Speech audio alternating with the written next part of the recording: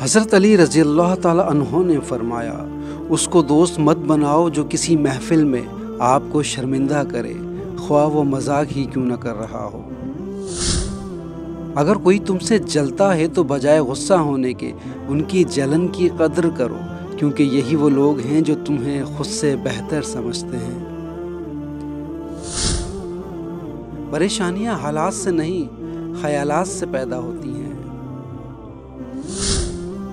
سب سے زیادہ غنی وہ شخص ہے جو اللہ تعالیٰ کی تقسیم پر راضی ہے۔ عقل مند ہے وہ شخص جو انجام سوچ کر کام کرے۔ جب انسان کی عقل مکمل ہو جاتی ہے تو اس کی گفتگو مختصر ہو جاتی ہے۔ جھوٹ بول کر جیتنے سے اچھا ہے تم سچ بول کر ہار جاؤ۔ لوگوں کے غلام مت بنو جب اللہ نے تمہیں آزاد پیدا کیا ہے۔